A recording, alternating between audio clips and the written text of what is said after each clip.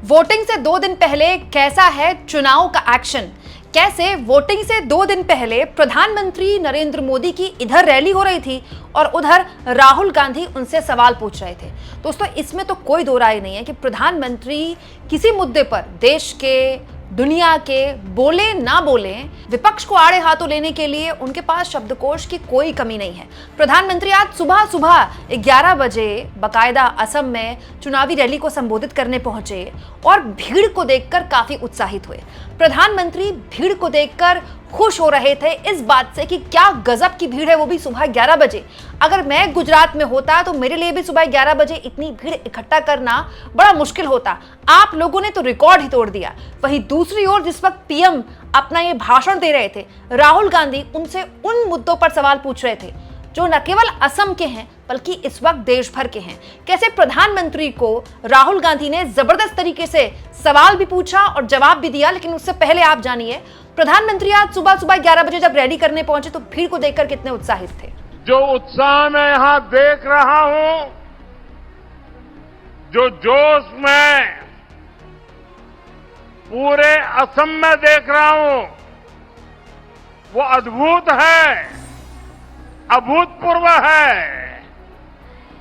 और ये जो जनता जनार्दन दूर दूर वहां रोड पर भी खड़े रहने की जगह नहीं है,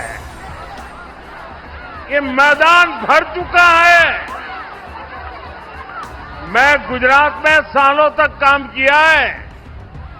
अगर मुझे सुबह 10-11 बजे मीटिंग करनी हो तो मैं इतने लोग इकट्ठे नहीं कर पाता था। आपने तो रिकॉर्ड तोड़ दिया, रिकॉर्ड।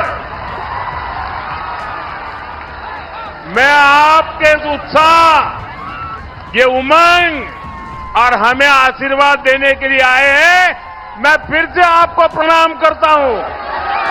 दोस्तों, वैसे भीड़ को देखकर मोदी जी का उत्साह नया नहीं है। आपको याद होगा कोरोना महामारी की दूसरी लहर का प्रचंड प्रकोप देश भर में था, लेकिन मोदी जी पश्चिम बंगाल में चुनावी रैलियां कर रहे थे उस वक्त भीड़ इकट्ठा करते हुए, तब जब दुनिया भर के डॉक्टर्स कह रहे थे कि सोशल डिस्टेंसिंग का पालन कीजिए। दोस्तों, प्रधानमंत्री रैली कर रहे हैं, वहीं दूसरी ओर देश में एक बहुत बड़ी समस्या है जिसका कुछ नहीं पता कि निपटारा कैसे होगा, और वो है एलपीजी की समस्या। आप चाहें तो कल का मेरा ये वीडियो देखिएगा जिसमें मैंने आपको बताया है कि न केवल लोगों को सिलेंडर मिल रहा है बल्कि जो केरोसिन के तेल वाला स्टोव है, क्योंकि अब सरकार केरोसिन देने वाली है लोगों को, गैस का तो अता पता नहीं है, वो भी मतलब धड़ल्ले से अनाप शनाप दामों में मिल रहा है।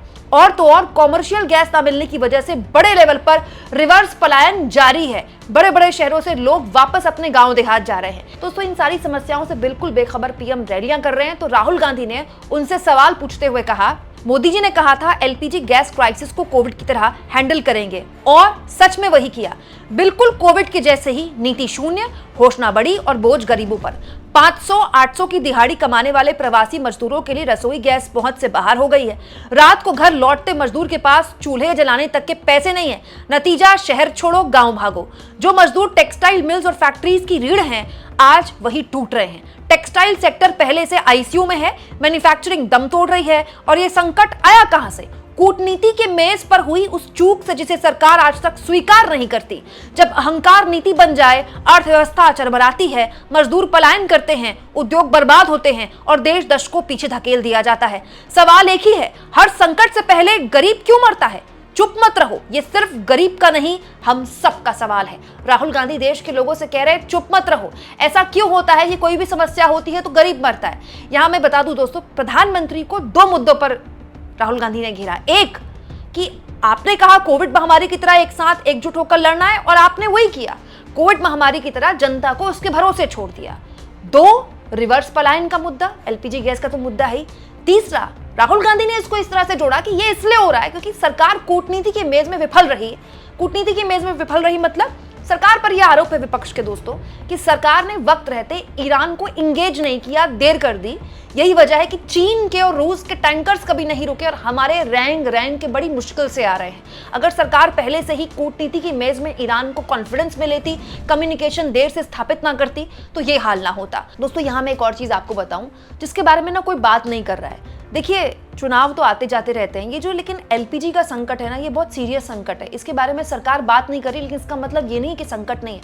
ऐसा तो है नहीं कि देश भर में अगर एलपीजी गैस का संकट है तो असम में नहीं होगा, तो पश्चिम बंगाल में नहीं होगा, तो केरलम में नहीं होगा, तो तमिलनाडु में नहीं होगा, तो पुडुचेरी में नहीं होगा। भाई एलपीजी संकट है तो देश भर के शहरों में है, देश भर के लोगों को है। अगर लोगों की नौकरियां जा रही हैं तो ऐसा थोड़ी है कि पुडुचेरी के रेस्टोरेंट बंद हो रहे हैं, असम के नहीं हो रहे हैं, या असम के हो रहे हैं तो तमिलनाडु के नहीं हो रहे हैं। तो एक दिन 2 दिन आदमी समस्या झेल लेता है। अब इस समस्या को ऑलमोस्ट 1 महीना हो गया है एलपीजी और कॉमर्शियल गैस के सिलेंडर को। सरकार को यह भी नहीं पता और ना सरकार बता रही कि इसका हल क्या है। और दूसरी ओर पीएम बिजनेस एज यूजुअल कर रहे हैं। आप देखिए दोस्तों, प्रधानमंत्री का यूट्यूब चैनल है, उसके लाइव सेक्शन में आप जाइए दोस्तों। मोदी ने अभी सुबह 11 बजे रैली की है असम में, ठीक है। उसके बाद मोदी जी की एक और रैली है होजाई में, फिर मोदी की एक और रैली है डिब्रूगढ़ में। दोस्तों कल पीएम मोदी पश्चिम बंगाल के कूच बिहार में थे दोस्तों, इसके पहले केरलम में थे, वहां रोड शोज कर रहे थे, रैलियां कर रहे थे। उससे पहले पुडुचेरी में थे। जो वक्त मिलता है उसमें केरलम जैसे अलग अलग राज्यों में मेरा बूथ सबसे मजबूत का मंत्र देते हैं अपने कार्यकर्ताओं को। मोदी अपने पार्टी के पोस्टर बॉय हैं, वो सबसे बड़े प्रचारक हैं, वोट मांगे इसमें कोई दिक्कत नहीं है। बट पॉइंट ये है कि इस समय चुनावी रैलियों में बस ये बोलकर कि हमको कोविड की तरह एक बार फिर से एकजुट होना है, क्या ये सारी समस्याओं का हल है? इसके अलावा सरकार की कोई जिम्मेदारी नहीं बनती है दोस्तों।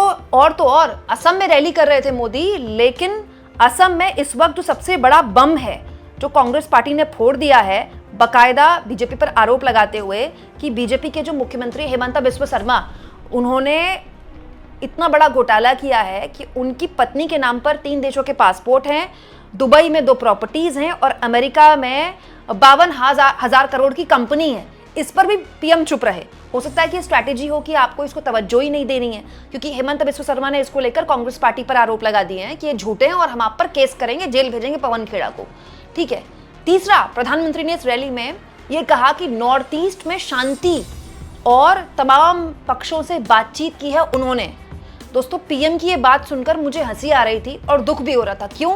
क्योंकि ये प्रधानमंत्री बोल रहे हैं जिनकी डबल इंजन सरकार के रहते मणिपुर में पिछले 2.5 साल से क्या हो रहा है मुझे आपको बताने की जरूरत नहीं है। तो असम में अगर पीएम नॉर्थ ईस्ट की बात कर रहे हैं तो क्या प्रधानमंत्री मणिपुर को भूल गए? दोस्तों इसके अलावा यहाँ पर प्रधानमंत्री शाही परिवार का जिक्र कर रहे थे, कांग्रेस पार्टी के शाही परिवार की आलोचना कर रहे थे। आप जानते हैं राहुल गांधी का ही वो नाम ले रहे थे। इधर राहुल गांधी उनसे देश के मुद्दों पर सवाल पूछ रहे थे तो प्रधानमंत्री राहुल गांधी का मजाक उड़ाते हुए कह रहे थे। दोस्तों पीएम ये बोल रहे थे कि असम के चुनाव के बाद राहुल गांधी और कांग्रेस पार्टी हार की सेंचुरी बना लेगा, मतलब 100वां चुनाव होगा जब कांग्रेस पार्टी हारेगी और बीजेपी जीत की सेंचुरी बना लेगी। दोस्तों अजीब बात यह है कि असम की बीजेपी ये बोलती है कि कांग्रेस पार्टी खत्म हो चुकी है। तो बड़ा सवाल है कि अगर कांग्रेस पार्टी खत्म हो चुकी है तो प्रधानमंत्री को अपनी हर रैलियों में उनका जिक्र क्यों करना पड़ता है? दोस्तों उससे भी बड़ा सवाल, रैली रोड शो तो होते रहेंगे, चुनाव हैं निपट जाएंगे, जीत हार भी चलती रहती है हमारे देश में। आप भी जानते हैं दोस्तों हमारे देश में चुनाव है एक मैनेजमेंट सा बन गया है। बट सवाल ये कि आम जनता जो ये रेलवे स्टेशनों में लाइन लगाकर अपने गांव देहात वापस जा रही है, इसको किसके भरोसे छोड़ा जा रहा है? क्या इसके बारे में कोई बात नहीं करेगा?